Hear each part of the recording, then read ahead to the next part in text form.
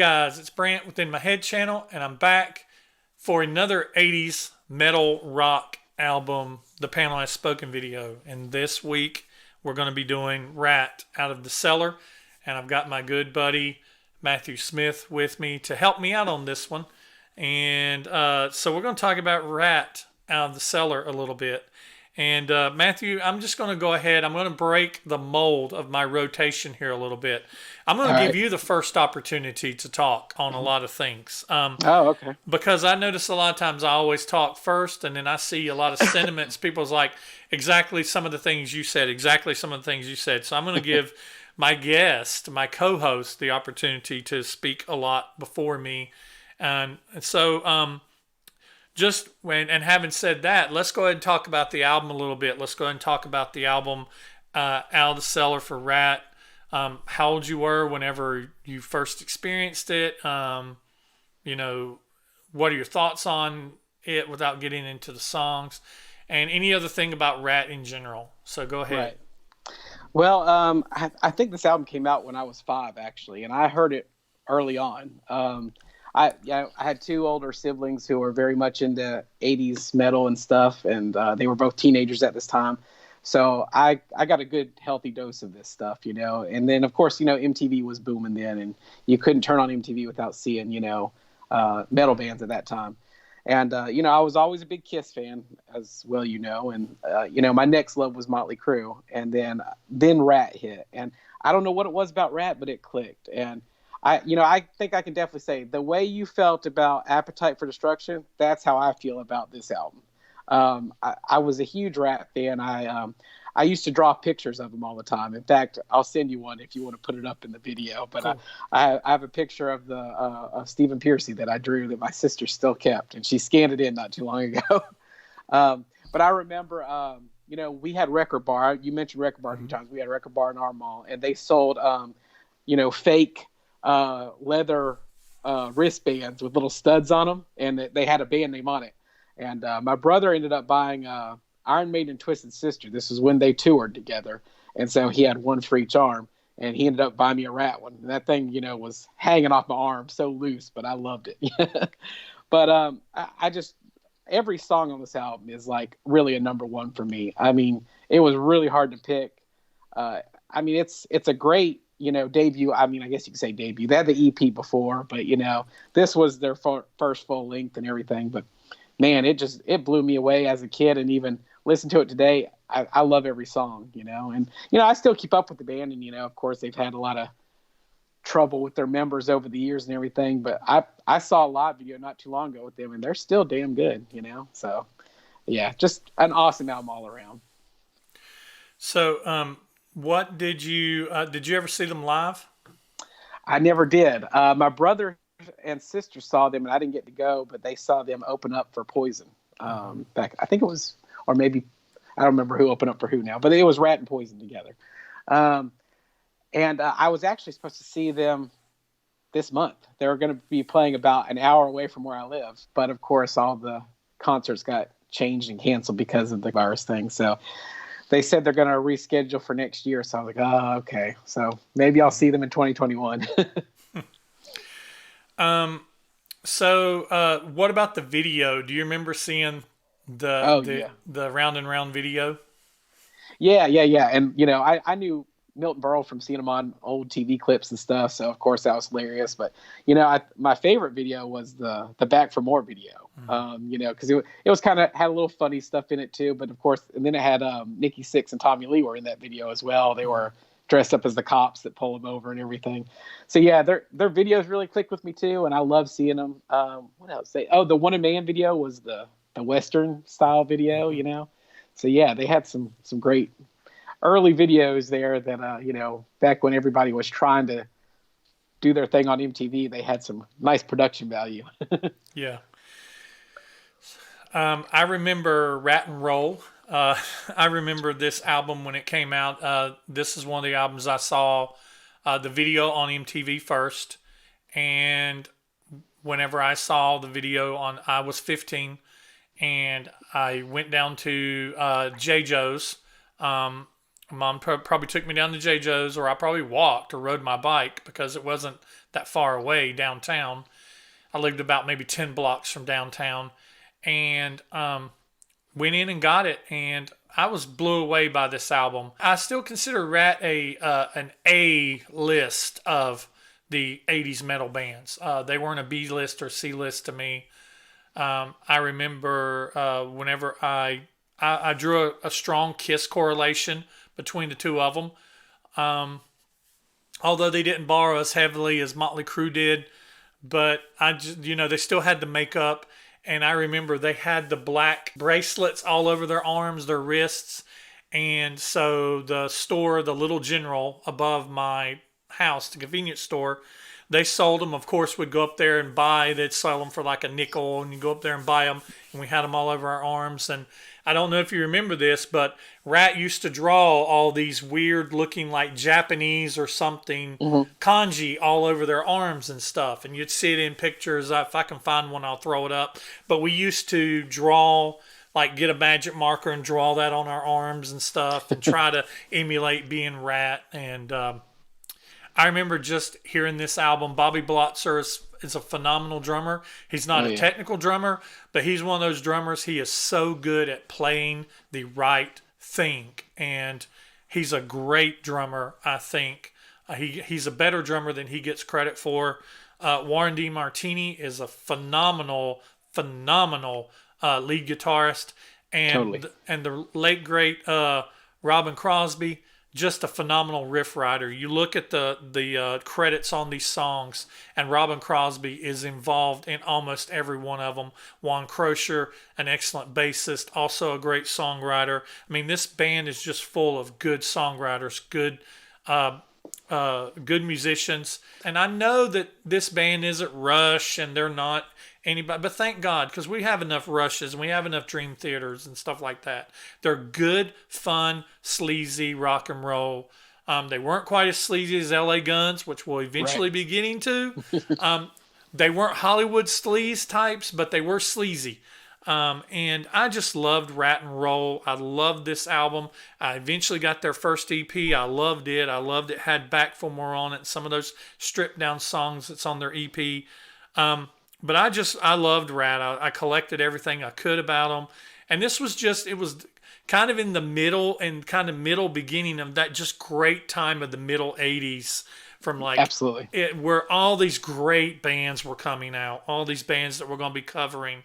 And it was just a great time for metal. It was a great time for hard rock, whatever you want to call it, hair metal, LA metal, whatever you want to call it. But Ratt was one of those that they were very high on my radar, and I still love Ratt to this day. We're doing this album. We are eventually going to be doing Invasion of Your Privacy, for those of you out there who love that album, and we're eventually going to be doing Dancing Undercover, because I love Dancing Undercover. It came out when I was a senior in high school, and I have a lot of memories.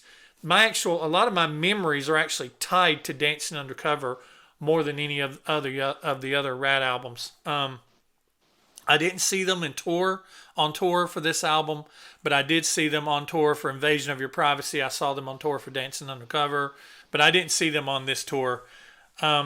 So yeah, that's basically my thoughts about Ratt, and I'm looking forward to diving into the other Ratt albums as well on the panel. We had 26 people on the panel, and we're going to talk about those panel members right now. We're going to go down through the list here. You have myself and Matthew, and from YouTube, Hard Rock Reverie, Jesse Ray, Carolina Hard Rock Metalhead, John O, Mick C, Horror and Pop Culture, Jay Reed, Brian Foster, Travis Mulgard, Ryan M, Stephen Joens, Sublime 130, Brian Stacy, Scott Epperly, Jeremy Kimona, Indie Cult 777. From Twitter, Darren Helliwell, Tony Rod, David King, Jeff Wyatt, Bill Sharp. From Facebook, Matt Ucci, and from Instagram,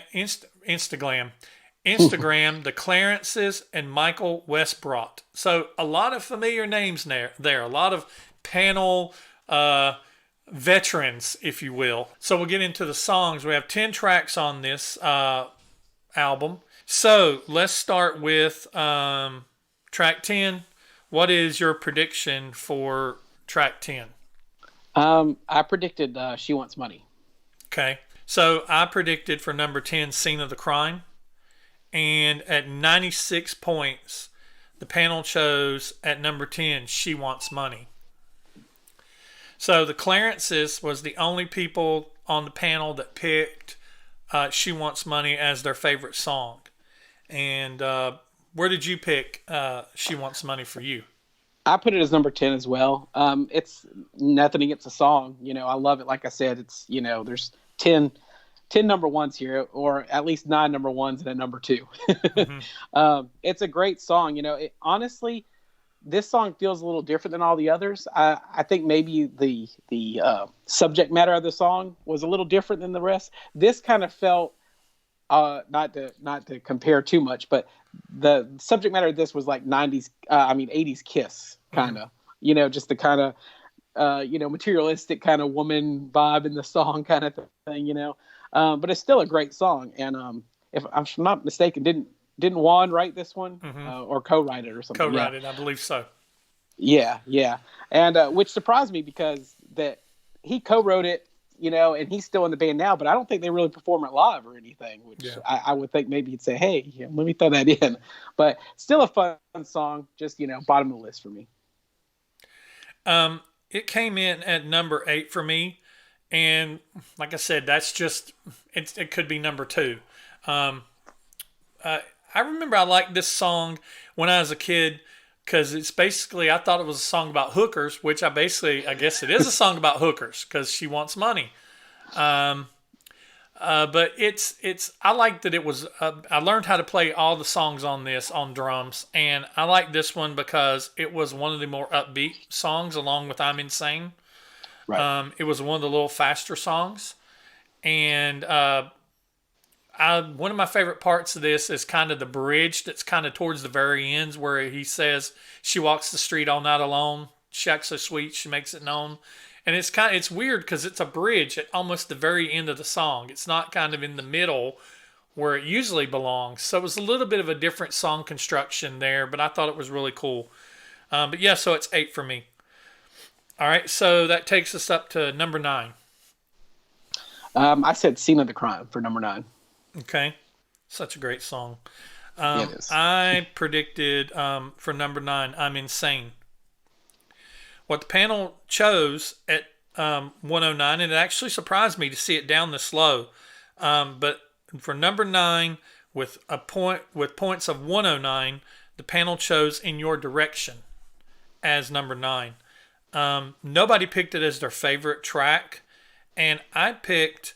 I'll go first this time. We'll swap going back and forward. Okay. I picked In Your Direction as 6 for me. I don't know what it is about it that it's kind of it settles in kind of a mid-tempo type song. But I could see how that the panel would have chose it down low because it doesn't have a lot of energy. It's not more of an energetic or hooky sounding song. It doesn't have a big hook to it, but I like the riff of it. I like that it's got the real long introduction to it. I mean, it seems like it's a while before Steven actually starts singing, but it kind of fell a little south of number 5 for me, so I put it at number 6. It's not in my top 5, but I really like it. Right. It was number 7 for me. So I was kind of in the same, boat as you there. The song is, I feel like it's fairly simple, but it's effective. It's really good. And I think this was like one Steven brought to the table from his Mickey Ratt days, I believe. Mm-hmm. But I mean, it's a good song. Don't get me wrong, but it's just, I totally agree with what you're saying. And I noticed too that when I've watched live videos from them, this song's a lot better live than it is on the album too. And, Juan certainly seems to get into it when he's doing it live because, he sings the backing vocals. And this is one of the songs where when he's singing the backing vocals, especially live, you can really hear him. Like it's almost like the level's almost on par with Steven there. Yeah, number 7 for me. Still a great song though. Yeah. Okay, so number 8. I said The Morning After. Okay. I predicted She Wants Money at number 8. At 121 points for number 8, the panel chose Scene of the Crime. 4 panelists, Jesse Ray, Buckwheat, Jeremy Kimona, and Bill Sharp picked Scene of the Crime as their number 1 song.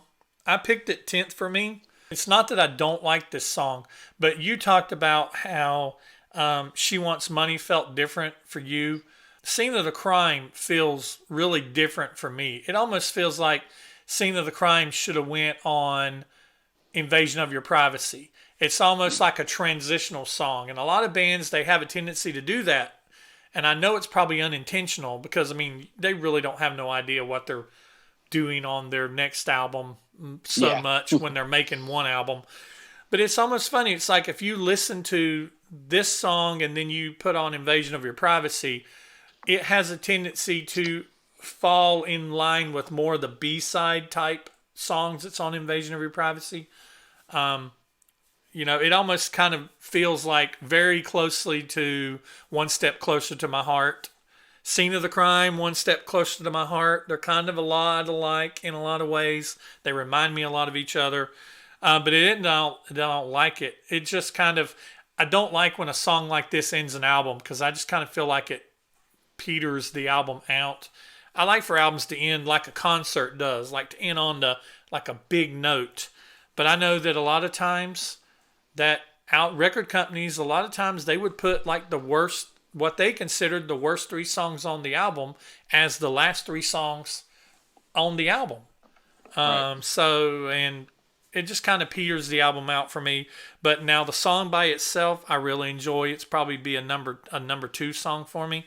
So I like Scene of the Crime. I like all the drums and stuff that Bobby Blotzer does during the beginning. I just always like the way they sounded. Well, this was 6 for me. And, you know, I think the reason that I did rank it a little higher was because it's catchy to me. The chorus is very catchy. It sticks with me. And I don't know if it's because it's happens to be the last song and it just sticks with me. But when I listen to the album, you know, the next day or whatever, the chorus is what's going through my head.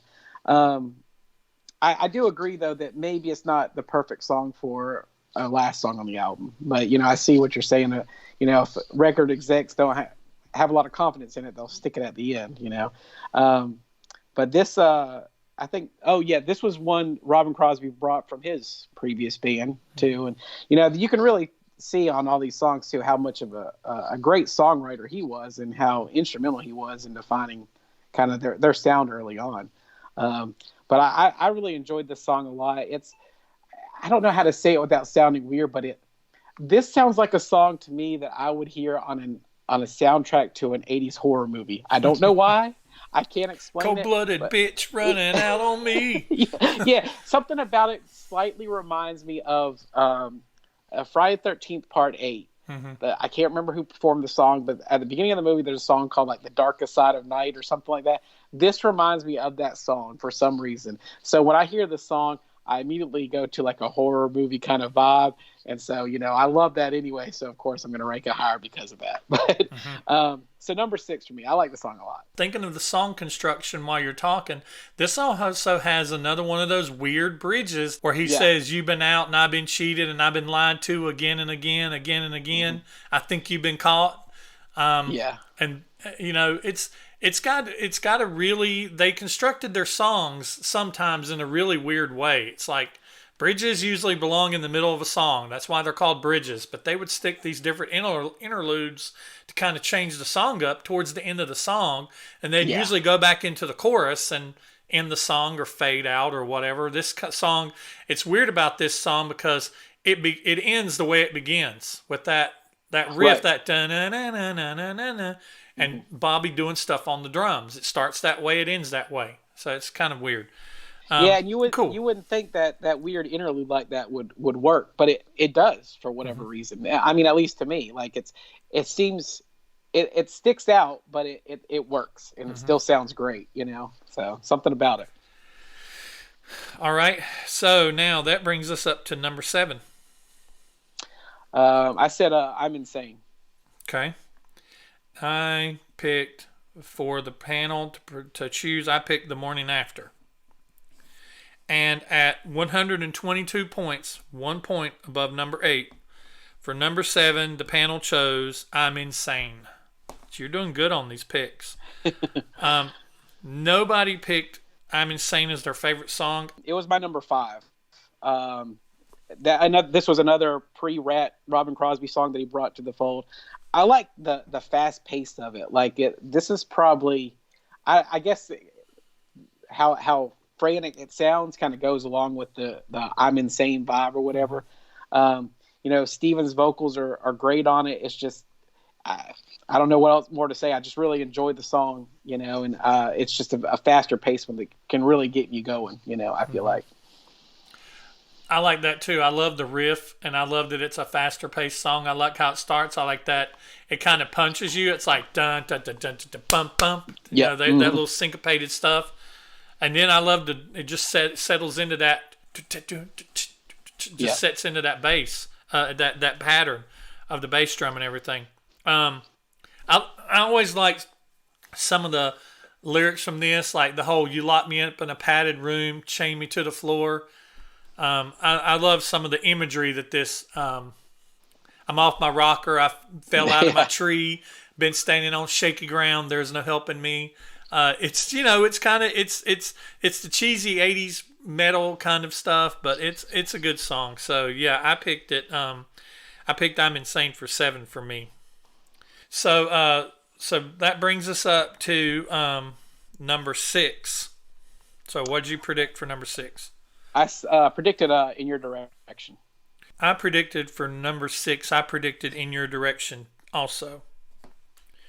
At 123 points, 1 point above number 7. For number 6, the panel chose The Morning After. Morning After is another one of those really fast songs. Nobody picked The Morning After as their favorite. I picked it as my third. This is the fast-paced song that I love. The drums in this song are amazing. And I love this song just because of all the constant fills that Bobby Blotzer does all the way through it. I love the riff. It's that fast-paced riff. And let's see, The Morning After is it was written by Robin Crosby, Warren DeMartini, and Stephen Pearcy. And anytime you have a DeMartini writing credit, it's usually a little more technical. But now the cool thing was Robin didn't get a lot of credit, but Robin was actually a good lead guitarist too. It's just he was standing in Warren's shadow, and that was a big shadow to stand in. Absolutely. But yeah, Robin Crosby was a phenomenal lead guitarist too. I think he was just better known for his riff writing and his music writing more than Warren was. But yeah, The Morning After for me is my third favorite song on this album. But basically, it's just mostly for the drums in it. I love playing this song. It's fun as hell to play this song. So it's number 3 for me.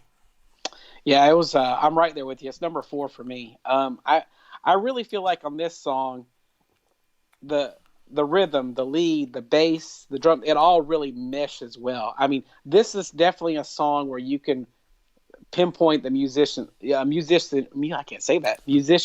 of them and how good they really were. I don't think any of them really get enough credit. When you talk about, when people talk about great 80s bands or whatever and musicians and everything, you don't really hear a lot about Ratt, but man, they were phenomenal. I mean, they were all really good. And yeah, you got to give credit to Robin. Like I said, the songwriting, was one thing, but I mean, he isn't that shadow of Warren, but man, he's just as good. And this is a song where you can really hear it all. And then it's all seamless. It all comes together great.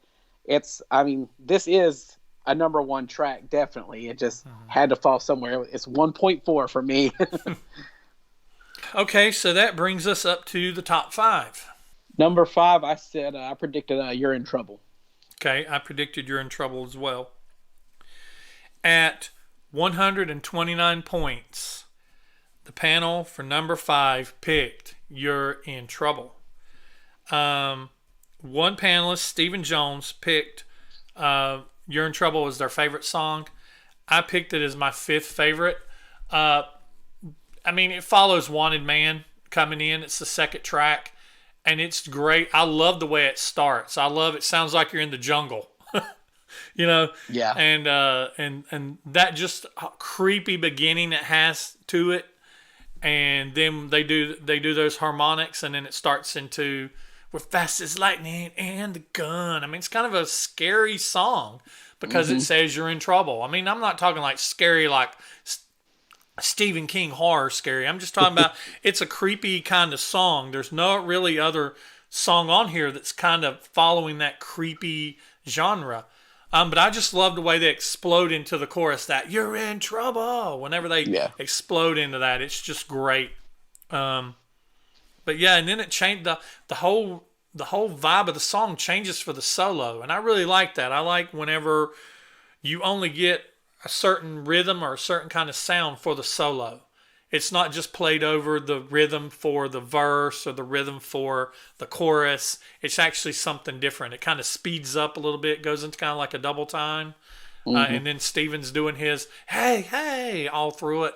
It's really cool. It's got some, and you hear some really good bass lines in this, some really good bass runs. And Juan Crocier is an amazing bassist. He is just as good a bassist as he is a songwriter and a singer. So, and a lot of the high stuff that you hear above Steven is actually Juan, because he sings, he's got, like you said earlier, he's got a powerful voice. And to be a little guy, he's got a powerful voice. He got a head of hair, at least he used to have a head of hair. And during this time, and he'd jump around on the freaking stage like a madman. And, I mean, he's like the total package, dude. I mean, I almost think that he could have led a band, himself. I think he could have led one. But yeah, so this falls at number 5 for me. This was number 8 for me, but that's not a slight to it in any way. I mean, I love this song, and for all the reasons that you were saying. And the one thing I wanted to point out and that you mentioned is this is where Juan's bass really shines in this song. It's great, and I agree with you totally. I feel like he could have led, maybe not, Ratt, because Steven's great, but Juan could have led a band totally. I mean, he's got a definite stage presence. I mean, you can see it in the old videos and everything, the actual MTV videos or whatever. But when you watch the live videos and stuff, you can see, I mean, he has a stage presence, and he gets the crowd going and involved, and he's loving every minute, you can tell. But this is the song, I think, where he shines the most with his bass work, the opening and everything, like you were pointing out, it's amazing. But number 8 for me, and that's only because I had to put it somewhere. Yeah. So I understand. Okay, so that brings us to number 4. Number 4, I said I predicted Back for More. Okay. I predicted Lack of Communication for number 4. With 163 points. So we're still in the hundreds, man. It's all tight knit. 163 points. For number 4, the panel chose Lack of Communication. One panelist, Scott Epperly, picked this as his number 1 song. And this sounds bad, but I picked this as my number 9th song. And that's like you said, when you said just a minute ago about your number 8 song, it is nothing against Lack of Communication. I think it's actually one of the heavier songs on the album, that as far as a riff goes. I love when it starts, you kind of hear them talking in the studio a little bit, and you hear somebody count off 1, 2, 1, 2, and you hear that little click, and it starts playing. Great riff. It was written by Stephen Pearcy and Juan Crocier. It does the whole lack of communication back off, and you think that's the chorus. And then it goes into that suspended part where he's saying, "No one wants to try, we have a reason." It kind of stretches the chorus out. It's like an after chorus. It's not a verse. It's not, but then it just kind of stops, and he's like, "Back off," and it kind of breaks into the solo.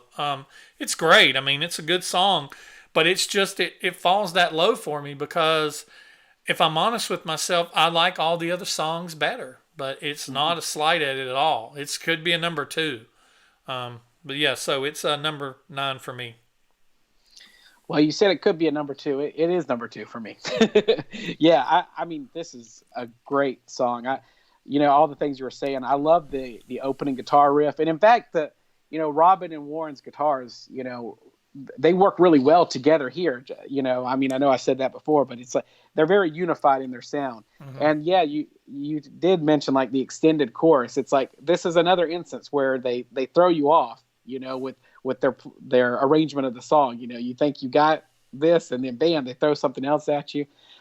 It almost has, and I guess with the sound and the you know, the lack of communication, you know, that it has like almost a kind of electronic techno kind of sound to it or something, Mm-hmm. you know, way before its time.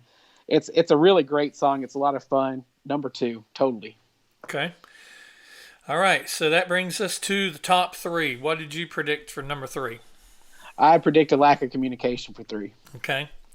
I predicted Wanted Man for number 3. At 179 points for number 3, the panel chose Wanted Man. 5 panelists: Jay Reed, Brian Foster, Indie Colt 777, Darren Helliwell, Michael Westbrot picked it as their number 1 song. So where did you pick this for you? I put Wanted Man as number 3. Okay. Yeah, it has that.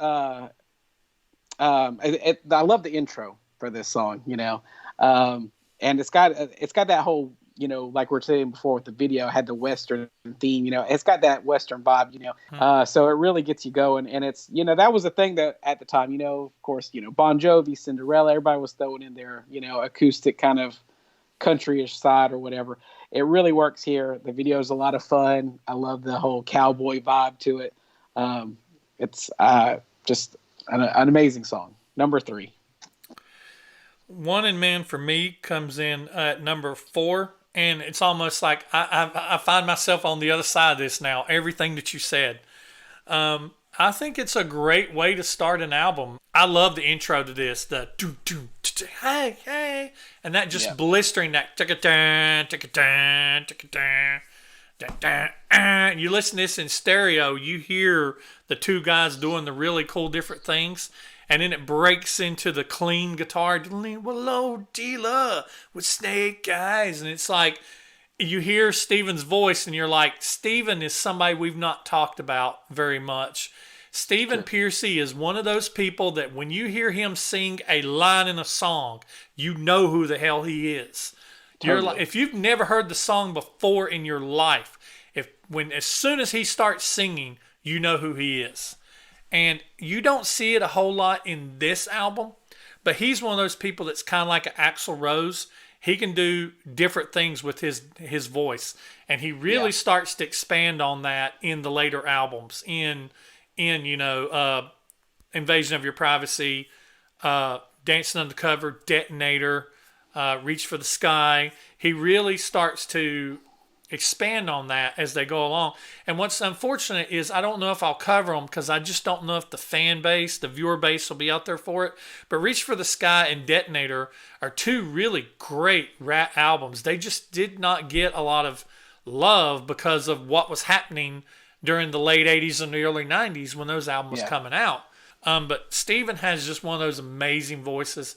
His voice actually still sounds pretty good. It does, yeah. To be that scratchy, grovelly sound, it's actually held up really well.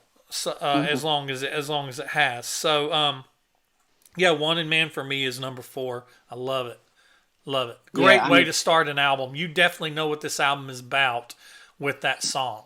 That's what I was about to say. Like that was the intro, just really kicks it. And like I agree, we haven't given Steven enough credit. He's a phenomenal vocalist, and I agree. Those first, like, I mean, I can't remember how many albums are in their catalog, but those first 5 or 6 albums, you know, up until like you know, when they split up in the early 90s or whatever, all of them are quality albums. They all have great songs. You know, you can't beat them. So and Steven is definitely, his voice is still great to this day. Yeah. All right. So that brings us up to the top 2. What's your prediction for number 2? I predicted Wanted Man for number 2. Okay. I predicted Back for More for number 2. And with 188 points, the panel for number 2, believe it or not, chose Round and Round for number 2. Whoa. So 6 panelists: Carolina hard rock metalhead John O, David King, Matt Ucci, Jeff Wyatt, and a host picked this as their number one song, and I'll go ahead and tell who that host is. That host is me. Round and Round is one of those songs that fatigue has not set in on this song. I don't think it'll ever set in on this song. I love this song from the very first notes until they faded out. And every time I hear this song, I see the video in my head.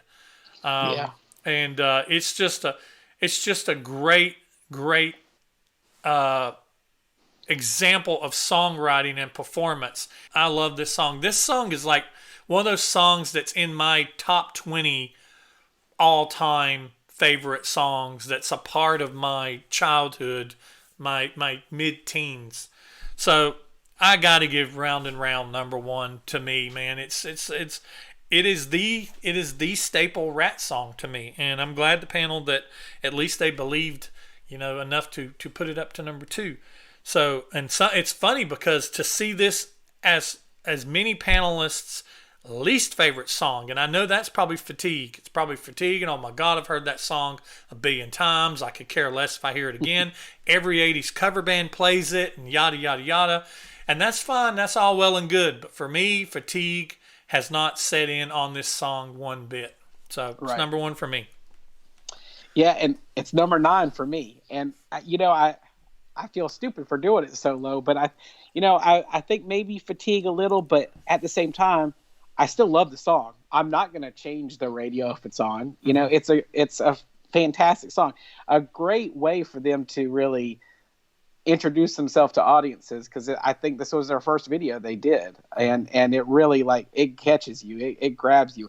It's got humor in it, and they look awesome, And I tell you, as a kid, I absolutely loved when Warren falls through the floor. He's on the table playing, and then when he hits his part, he points up, and then Robin takes over. And I mean, that did awesome. It for me. Yeah, I loved it.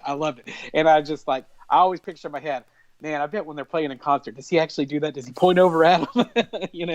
But I mean, just because I put it 9 doesn't mean anything, because all these songs are great, and I love that song. And that song really made them. That was the thing that really got their attention. Everybody's attention towards them, and it's a great track. So number 9, but it's number 9 with the bullet up, going higher anytime.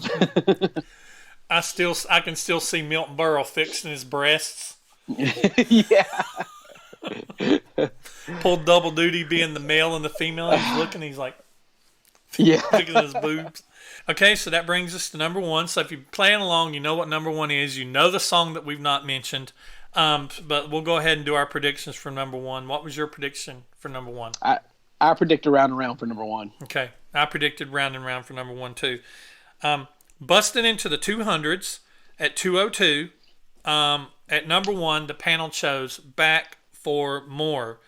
8 panelists: Hard Rock Reverie, Mixie, Horror and Pop Culture, Travis Malgard, Ryan M., Sublime, Brian Stacy, Tony Rod, picked it as their number 1 song, and I'll let you go ahead and talk about it.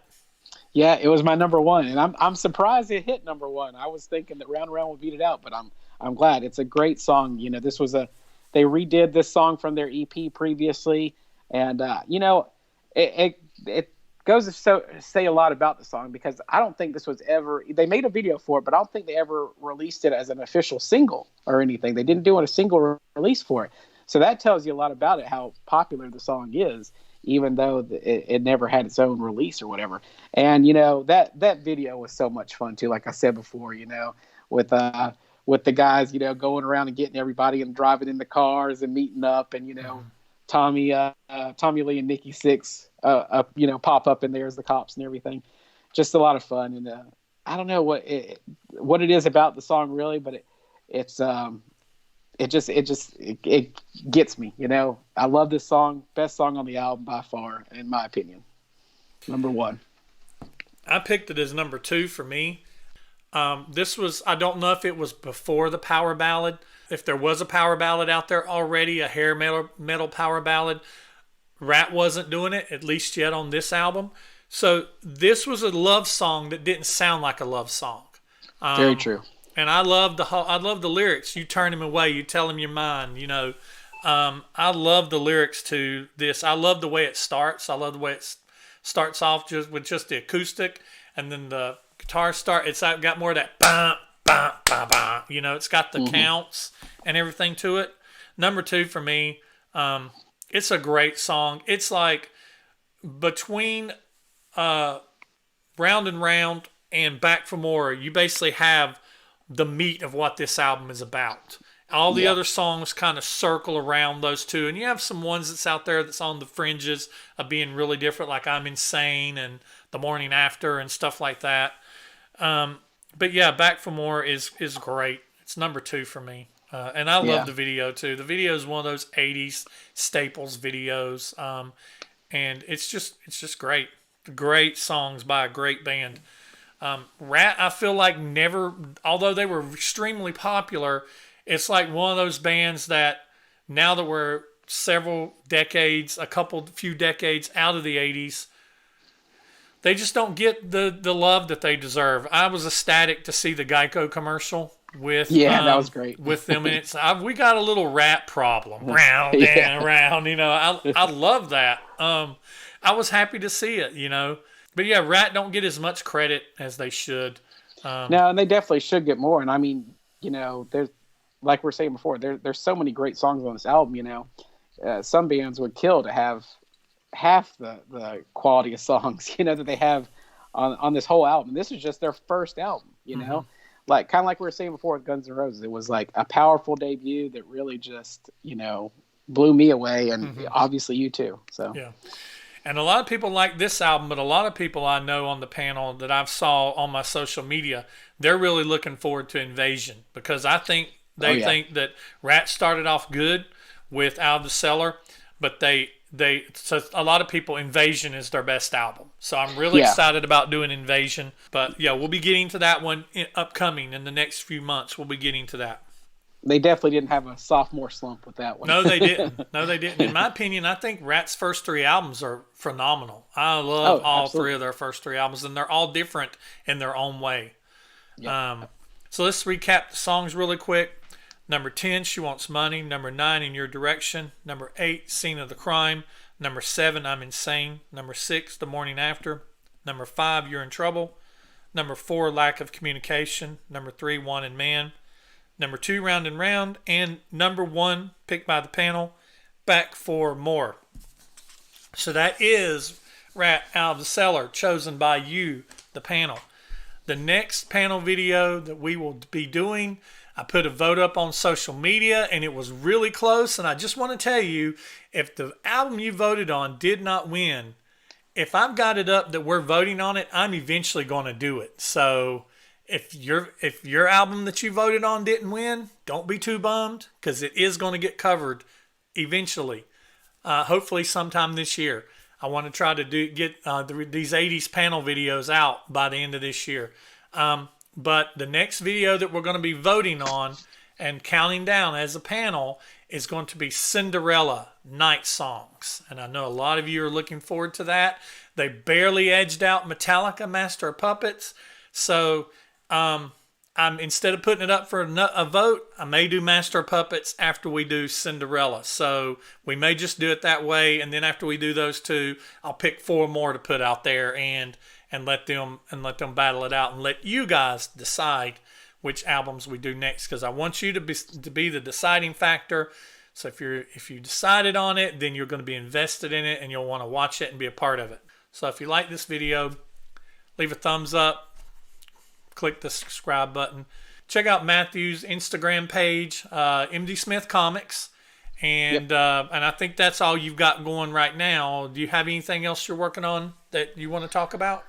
Well, we're coming up with some other stuff. We're going to be working on our Kickstarter soon for the next few issues of our horror comic magazine, and you know, we've been doing horror trivia online, which has been on my Facebook page and stuff. So we've been doing that as well. Just some fun stuff to do during the whole pandemic.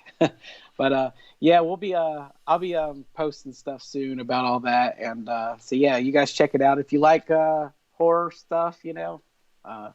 We're the people to go to. So definitely check him out. All right, guys, that's all we got for today.